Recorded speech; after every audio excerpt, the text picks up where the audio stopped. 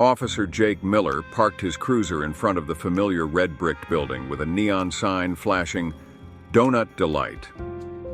It was the end of his long shift, and he craved nothing more than a cup of coffee and a maple-glazed donut to satisfy his growling stomach. Little did he know fate had a different plan for him that night. Entering the shop, the comforting aroma of freshly baked pastries enveloped Jacques as he strode up to the counter, where the friendly face of Brenda greeted him with a warm smile. "Hey, Officer Miller, the usual?" she asked cheerfully. "Absolutely, Brenda.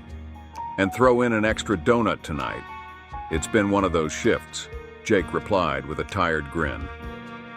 As Brenda prepared his order, Jake took a seat at one of the tables near the window, his gaze wandering lazily over the quiet street outside.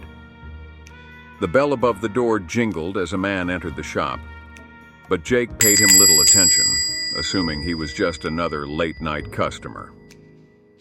Moments later, Brenda placed a steaming cup of coffee and a plate piled high with donuts in front of Jake, who eagerly dug in. The familiar taste of the sugary treat melted away the stress of the day, and Jake leaned back in his chair, savoring the moment of peace. Suddenly, the sound of a chair scraping against the floor broke the tranquility of the shop. Jake glanced up to see the stranger from earlier standing beside his table, a menacing glint in his eyes as he brandished a sleek handgun. "Empty your pockets, copper," the man growled, his voice dripping with malice. Jake's heart pounded in his chest as he slowly raised his hands in surrender, his mind racing with a million thoughts. He was a trained police officer, but facing an armed assailant in such close quarters left him feeling vulnerable and exposed. "Easy now, pal. Let's not do anything rash," Jake said, trying to keep his voice calm despite the adrenaline coursing through his veins. But the robber was not interested in negotiation. With a flick of his wrist, he gestured for Jake to hand over his wallet and weapon. Reluctantly, Jake complied, his fingers trembling as he slid the items across the table. The robber snatched them up greedily, a triumphant smirk playing across his lips. But before he could make his escape, the door to the shop burst open and a second figure stormed inside, his face contorted with rage. "Jimmy, what the hell are you doing?" the newcomer shouted, his eyes locking onto the gun-wielding thief. Jake's heart skipped a beat as he recognized the man standing in the doorway. It was Detective Mark Reynolds, his partner and closest friend on the force. Jimmy, the would-be robber, paled at the sight of the detective, his grip on the gun faltering for a moment before he regained his composure. "Stay back, Reynolds. This ain't none of your business," Jimmy spat, his voice trembling with fear. But Mark refused to back down, his gaze unwavering as he stepped further into the shop, his hand inching towards the holster at his side. "You picked the wrong night to mess with a cop, Jimmy. Now drop the gun before things get ugly," Mark warned, his tone leaving no room for argument. For a tense moment, the two men stared each other down, the air thick with tension. Then, with a defeated sigh, Jimmy lowered his weapon and tossed it onto the table, his shoulders slumping in defeat. "Fine, you win. But this ain't over, Reynolds. You hear me?" Jimmy muttered, his voice barely above a whisper. Mark wasted no time in apprehending the would-be robber, his years of training kicking into high gear as he restrained Jimmy and read him his rights. Meanwhile, Jake sat in stunned silence, the events of the past few minutes swirling in his mind like a whirlwind. As the adrenaline began to ebb away, Jake felt a wave of gratitude wash over him. He had come dangerously close to becoming another statistic, but thanks to the timely intervention of his partner, he had escaped unscathed. "Thanks, Mark," Jake said quietly as the detective approached his table, his expression grim but relieved. "Don't mention it, Jake. That's what partners are for," Mark replied, clapping Jake on the shoulder with a reassuring smile. Together, the two officers watched as Jimmy was led away in handcuffs, his protests fading into the night. And as the last echoes of the commotion died away, Jake couldn't help but feel a renewed sense of purpose. Despite the dangers that lurked around every corner, he knew that as long as he had friends like Mark by his side, he would always be able to face whatever challenges came his way. With a grateful nod to Brenda, who had been watching the drama unfold with wide eyes, Jake drained the last of his coffee and headed for the door, ready to face whatever the night had in store for him. And as he stepped out into the cool night air, he couldn't help but feel a sense of optimism for the future. A future where justice would always prevail, even in the most unexpected of places.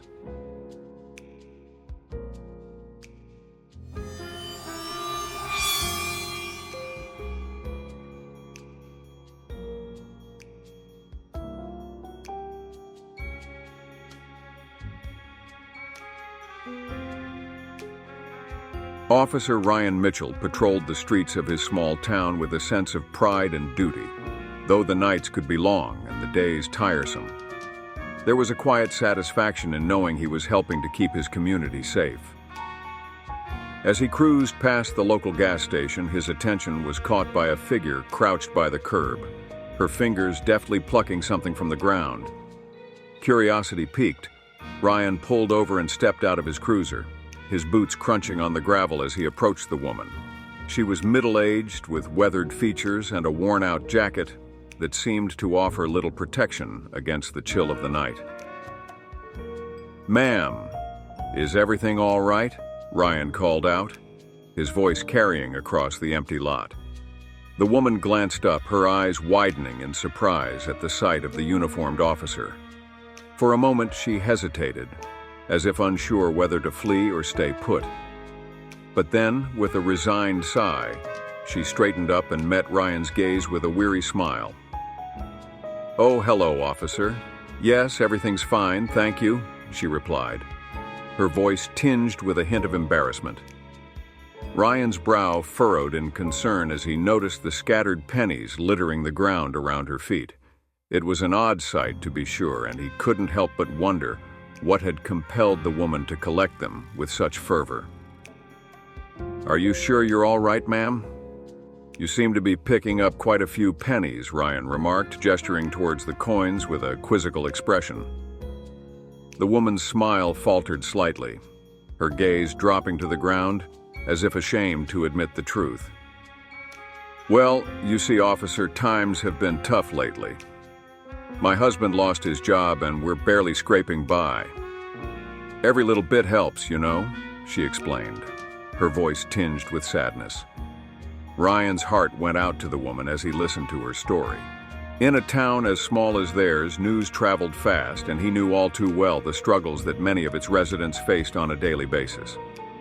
But even so, the sight of someone stooping to collect loose change from the ground was a stark reminder of just how precarious life could be for some.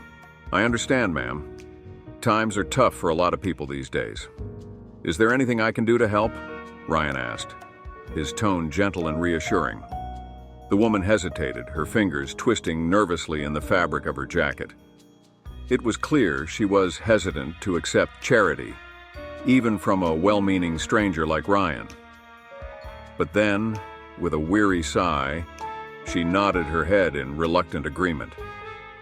"Well, there is one thing, if you wouldn't mind.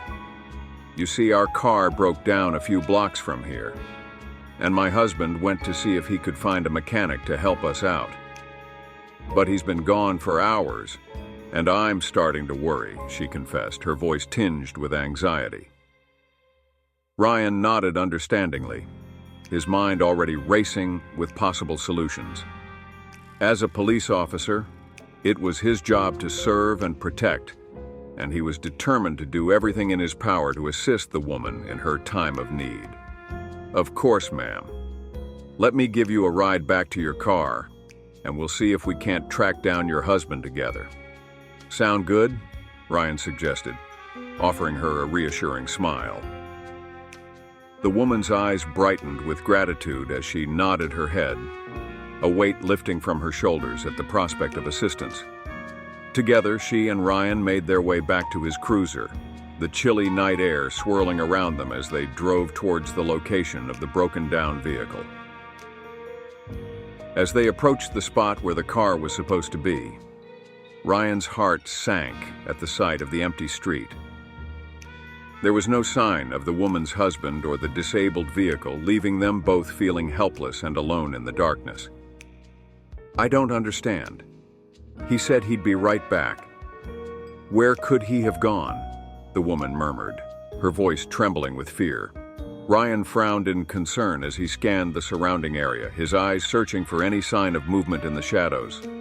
Something didn't feel right about the situation, and he couldn't shake the feeling of unease that gnawed at the pit of his stomach.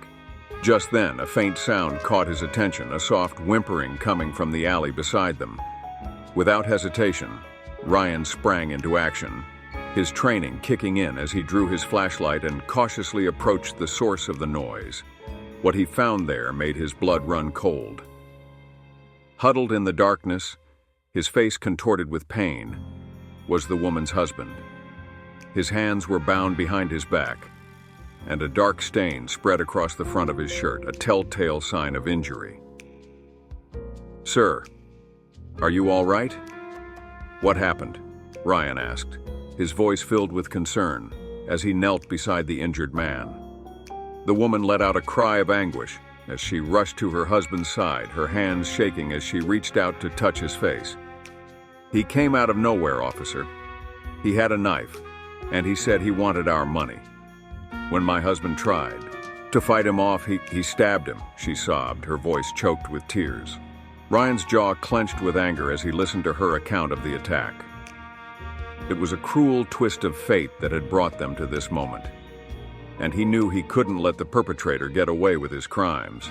"Stay here with your husband, ma'am. I'm going to call for backup and get you both some help," Ryan instructed, his voice steady despite the turmoil raging inside him. With quick, efficient movements, Ryan radioed for assistance and provided the dispatcher with their location, all the while keeping a watchful eye on the injured man and his distraught wife. It was a tense wait, but before long, the sound of approaching sirens filled the air, signaling the arrival of help at last. As paramedics rushed to tend to the injured man and police officers swarmed the scene in search of the attacker, Ryan couldn't help but feel a sense of satisfaction wash over him. Though the night had begun with a simple act of kindness, it had quickly escalated into a life-or-death situation, and he was proud to have been able to make a difference when it mattered most. As he watched the woman cling to her husband's hand, her eyes brimming with tears of relief, Ryan knew that despite the dangers and uncertainties of his job, he wouldn't trade it for anything in the world. For in moments like these, when lives hung in the balance and hope seemed fleeting, it was the unwavering dedication of officers like him that kept the community safe and secure.